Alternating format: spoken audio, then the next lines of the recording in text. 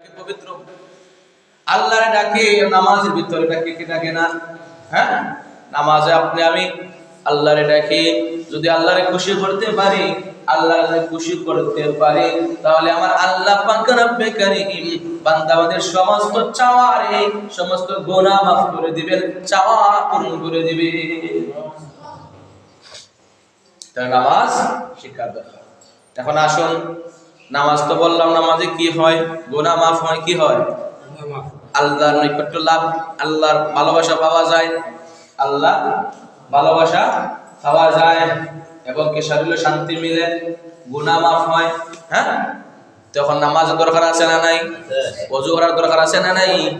হাদিসে এসেছে ওযু করলে আল্লাহ পাক রব্বে কারীম যে সময় ওযুর পানি ঝরে পড়ে, আমার আল্লাহ পাক এক একটা পানির ফোঁটার সাথে এক একটা গুনাহ জড়ায়া ফেলা।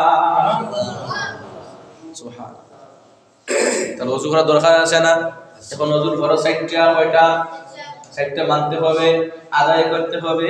যদি 60টা আদায় করো না, তাহলে সঠিক ওযু হবে না, আর ওযু না হইলে নামাজ হবে না। হইবনি? 60টা ফরজ, ওযুর ফরজ 60টা, কয়টা?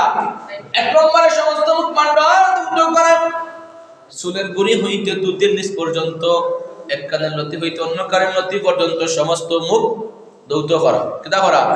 3 বার। কয়বার? 3 বার। দাড়ি খিলাল করা, যার দাড়ি আছে দাড়ি খিলাল করা, ভিজানো। কেউ কেউ আছে তো ওযু এমন ভাবে ওযু করে খালি মুখ কান ভিজায় আর কোনো কিছুই নাই, খানো ভিজে না, তালুও ভিজে না, নিচও ভিজে না, খালি মুখ কান ভিজায়। এই ওযু আল্লাহ পছন্দ করে না, আর এই ওযুর দ্বারা সঠিক নামাজ আমার হবে না। আগে ওযু, সঠিক ওযু করতে হবে।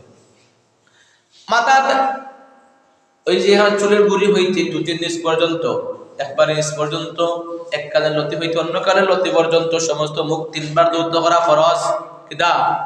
ফরজ। যদি এটা তরক হয়, নামাজ হবে না, ওযু হইতো না। 2 নম্বরে 2 হাতের কনি সহ ধৌত করা ফরজ।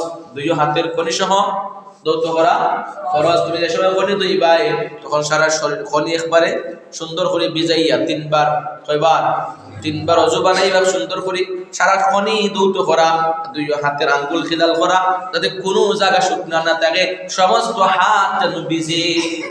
যদি 3 বার ওযু করো, এই যে 3 বারের সময় পানি দিবা, ওই জন্য একটা আড্ডি আছে না, আড্ডি সুন্দর করে ভিজাইতে হবে, আদিক বসাইয়া।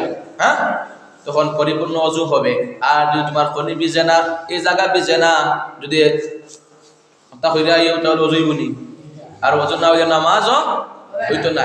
আগে পরিপূর্ণ ওযু শিখো, ওযুর ফরজগুলো মানো, তারপরে নামাজ আদায় করো। নামাজ আদায়